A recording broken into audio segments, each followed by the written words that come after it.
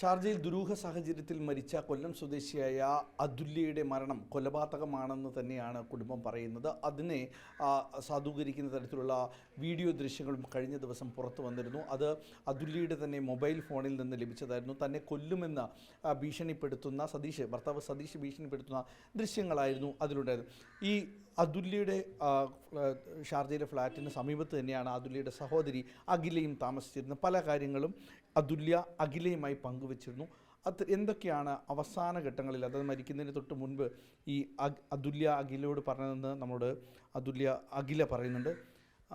ഈ മരണം നടക്കുന്ന തലേനാൾ അല്ലെങ്കിൽ അന്ന് തന്നെ അഖിലയുടെ വീട്ടിൽ അതുല്യ വന്നിരുന്നു അല്ലേ? തലേ ദിവസം 18-ാം തീയതി ചേച്ചി വീട്ടിൽ വന്നിട്ടുണ്ടായിരുന്നു. അപ്പം ജോലിക്ക് വേണ്ടിയിട്ടുള്ള ഒരു ഷർട്ടും പാൻറ്റും ഒക്കെ എടുക്കാനായിട്ടാണ് വന്നത്. അപ്പം അതിന് മുന്നേ 2 ആഴ്ച മുന്നേ ഞങ്ങൾ നാട്ടിലുണ്ടായിരുന്നു. അപ്പോൾ തിരിച്ചു പോയപ്പം കൊണ്ടുവന്ന സാധനങ്ങളൊക്കെ കൊടുക്കാനും അങ്ങനെയൊക്കെ ആയിട്ടാണ് ചേച്ചി വീട്ടിലോട്ട് വരുന്നത്. അപ്പോൾ ഭയങ്കര ഹാപ്പി ആയിരുന്നു. പിറ്റേന്ന് ജോലിക്ക് പോകുന്നതിൻ്റെ എക്സൈറ്റ്മെൻ്റ് ആയിരുന്നു.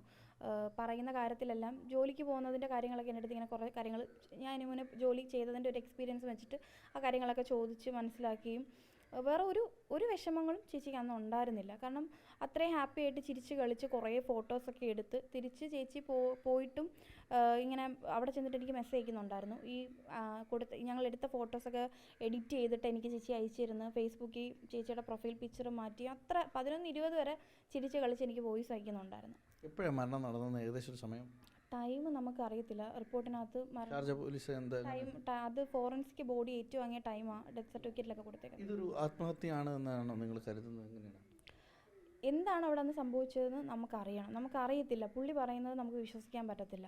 കാരണം ഇത്രയും വർഷം, ഈ 11 വർഷം ഈ പുള്ളിയുടെ കൂടെ ജീവിച്ചു. ഈ ഇത്രയും വർഷം പല ഇഷ്യൂസും ഒരു പെണ്ണിന് സഹിക്കാൻ പറ്റാത്ത രീതിയിലുള്ള പല ഇഷ്യൂസും ഉണ്ടായിട്ട് ചേച്ചി അവിടെ ജീവിച്ച ആളാണ്. പിന്നെ ഇങ്ങനെ പെട്ടെന്ന് അങ്ങനെ മരിക്കാൻ വേണ്ടിയിട്ട് എന്തവിടെ ഉണ്ടാവാനാണ്? കാരണം എന്തെങ്കിലും ഇഷ്യൂ ഉണ്ടാകുമ്പോൾ ആദ്യം എന്നെയാണ് വിളിക്കുന്നത്, അല്ലെങ്കിൽ എൻ്റെ അമ്മയെ വിളിക്കും. ഞങ്ങൾ അടുത്തൊരു കാര്യവും പറഞ്ഞിട്ടില്ല. ഒരു കാര്യവും പറയാതെ പെട്ടെന്ന് പിറ്റേ ദിവസം തലേന്ന് കണ്ട് മണിക്കൂറുകൾക്കുള്ളിൽ മരിച്ചു എന്ന് പറയുമ്പോൾ നമ്മൾ എങ്ങനെ വിശ്വസിക്കാൻ പറ്റും? ഞാൻ ഒരിക്കലും വിശ്വസിക്കത്തില്ല എൻ്റെ ചേച്ചി സൂയിസൈഡ് ചെയ്തതാണ്. കാരണം നമുക്ക് അത് ഉറപ്പിക്കുന്ന രീതിയിലുള്ള തെളിവുകളാണ് ഇപ്പം നമുക്ക് കിട്ടിയിട്ടുള്ളത്. കാരണം അതിനകത്ത് പുള്ളി വ്യക്തമായിട്ട് പറയുന്നുണ്ട്, നിന്നെ ഞാൻ എൻ്റെ 1 മാസത്തെ സാലറി മതി നിന്നെ കൊട്ടേഷൻ കൊടുത്ത് കൊല്ലാൻ.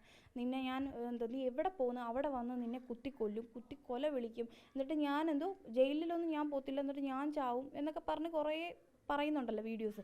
അതിനകത്ത് തന്നെ മനസ്സിലാവും എന്തോരം എൻ്റെ ചേച്ചി അവിടെ വിഷമങ്ങളും അല്ലെ എന്തോരം പീഡനങ്ങളും അവിടെ സഹിച്ചിട്ടുണ്ടെന്ന്.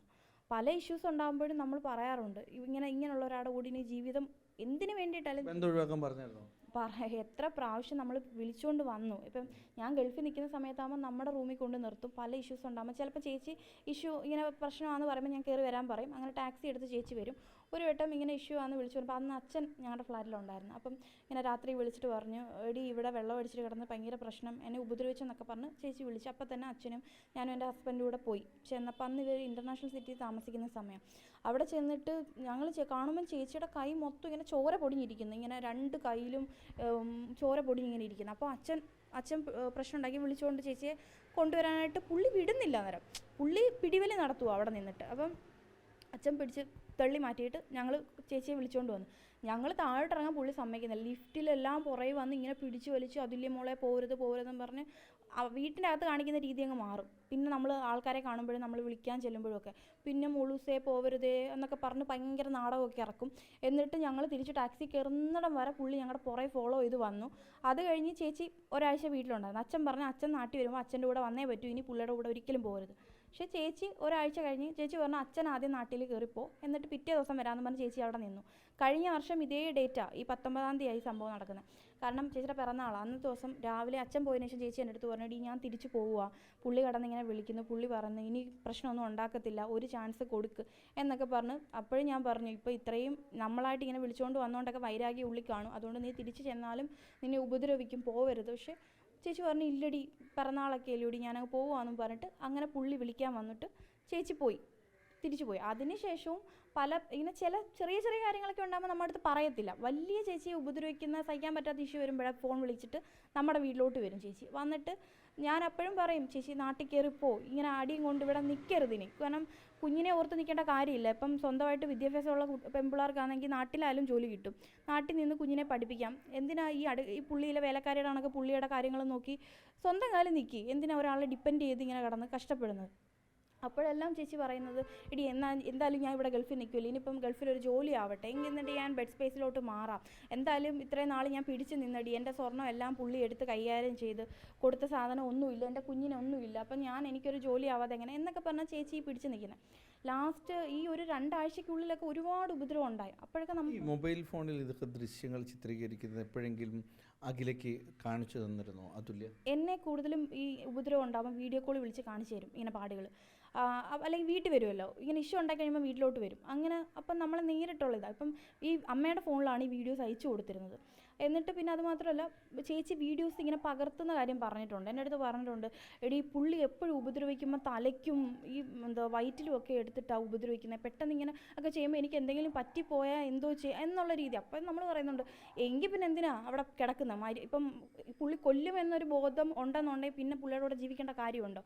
അന്നേരവും ഇത്രയും വർഷം ജീവിച്ച് ഹസ്ബൻഡ് അല്ലേടി, എനിക്കങ്ങോട്ട് പുള്ളി എന്ത് കാണിച്ചാലും അങ്ങനെ ഒരു ഇത് പറ്റുന്നില്ലെന്നാണ് ചേച്ചി ഇങ്ങനെ പറഞ്ഞുകൊണ്ടിരിക്കുന്നത്.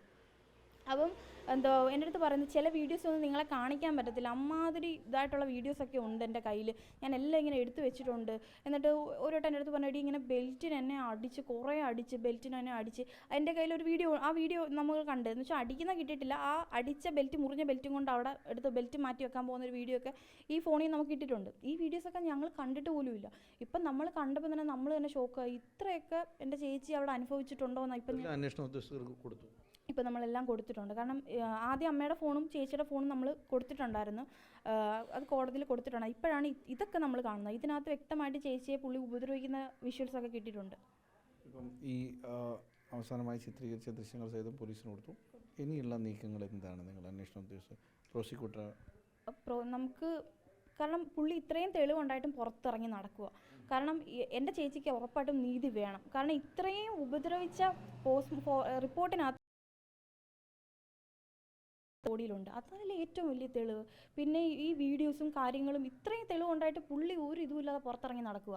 ഇത് കണ്ട് ഇനി ഒരാളും, അപ്പോൾ ഇത് കാണുമ്പോൾ മറ്റുള്ളവരും ചിന്തിക്കും, ഈ എന്ത് ചെയ്താലും ഇങ്ങനെ പുറത്ത് ജാമ്യം കിട്ടി ഇങ്ങനെ നടക്കാം എന്ന്. ഇതിപ്പോൾ പുറത്ത് ഇപ്പം ഇങ്ങനെ ഇഷ്യൂ നടക്കുമ്പോഴല്ലേ ആൾക്കാർ കാര്യങ്ങൾ പുറത്തറിയുന്നത്. അതുവരെ ഈ പെൺപിള്ളേരെല്ലാം അഡ്ജസ്റ്റ് ചെയ്ത് ഉള്ളിൽ വെച്ചുകൊണ്ട് നടക്കും, ഒന്നും പറയത്തില്ല. അപ്പം ഇത് ഇങ്ങനെയുള്ള കാര്യങ്ങളൊക്കെ കറക്റ്റായിട്ടുള്ള ഒരു ശിക്ഷ കിട്ടി, മാതൃകാപരമായിട്ട് ശിക്ഷ കിട്ടിയാലേ ഇനിയുള്ള ആൾക്കാരും ഇത് ആവർത്തിക്കാതിരിക്കത്തുള്ളൂ. മറ്റൊരു അതുല്യയും വിഭജിക്കുകയും ഒന്നുണ്ട് ഇനി ഉണ്ടാവരുത്. കാരണം ഇതിങ്ങനെ പറഞ്ഞാലും പിന്നെയും ഇങ്ങനെ ഇത് തന്നെ ഇവിടെ ഇങ്ങനെ ആവർത്തിച്ചുകൊണ്ടിരിക്കുന്നത്. അതനുസരിച്ചുള്ള ഒരു ശിക്ഷ കിട്ടാത്തത് കൊണ്ടാണ് ഇവർക്കൊക്കെ. ആരും പേടിക്കുന്ന രീതിയിലുള്ള ഒരു ശിക്ഷ കിട്ടിക്കഴിഞ്ഞാൽ പിന്നെ ആരും ഇങ്ങനെ ചെയ്യത്തില്ല. ഇത്രയും തെളിവുകളുണ്ടായിട്ടും പുള്ളിക്ക് ജാമ്യം കിട്ടുന്നത് എന്താണെന്ന് നമുക്ക് മനസ്സിലാവാത്തത്. അത് പുള്ളിയുടെ കാരണം ജാമ്യം കഴിഞ്ഞ് പുള്ളിയെ ചോദ്യം ചെയ്താലല്ലേ അവിടെ എന്താണെന്ന് സംഭവിച്ചതെന്ന് നമുക്ക് അറിയാൻ പറ്റത്തുള്ളൂ. പുള്ളി അല്ലാതെ പറയുന്നതൊന്നും ഞങ്ങൾക്ക് വിശ്വസിക്കാൻ പറ്റില്ല. കൊലപാതകമാണെന്ന് തന്നെ ഉറച്ചു വിശ്വസിക്കുന്നു.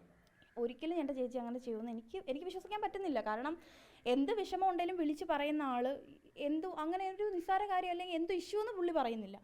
അപ്പോൾ അങ്ങനെ എങ്ങനെ നമ്മൾ വിശ്വസിക്കും എൻ്റെ ചേച്ചി ഇത് ചെയ്തു എന്ന്? എനിക്ക് വിശ്വസിക്കാൻ പറ്റത്തില്ല. കാരണം നമ്മുടെ അടുത്തൊന്നും പറഞ്ഞിട്ടില്ല ആരോടും ഇങ്ങനെ ഞാനിത് ചെയ്യുന്നു, അല്ലെങ്കിൽ എനിക്കിനി പിടിച്ച് നിൽക്കാൻ പറ്റുന്നില്ല എന്നൊന്നും ഒരു കാര്യം പോലും ആരോടും പറയാതെ എൻ്റെ ചേച്ചി ഇത് ചെയ്യുമെന്ന് ഞാൻ വിശ്വസിക്കത്തില്ല.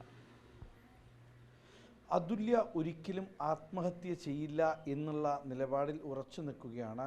ഇത് കൊലപാതകം തന്നെയാണ്. ഈ ഭർത്താവ് സതീഷ് കൊലപ്പെടുത്തിയതെന്ന് തന്നെയാണ് ഈ കുടുംബം പറയുന്നത്. സതീഷിനെ മാതൃകാപരമായി ശിക്ഷിക്കണം, ഇല്ലെങ്കിൽ നാട്ടിൽ ഇനിയും അതുല്യയും വിഭജിക്കുകയും ഉണ്ടാകുമെന്നാണ് അതുല്യയുടെ സഹോദരി അഖില പറയുന്നത്. എന്തായാലും മാതൃകാപരമായി ശിക്ഷിക്കും എന്ന് തന്നെ നമുക്ക് കരുതാം. വീഡിയോ ജേർണലിസ്റ്റ് എസ് അബു താഹിറിനൊപ്പം റിപ്പോർട്ടർ ദിലീപ് ദൗസ്യ, ഇൻ റിപ്പോർട്ടർ, കൊല്ലം.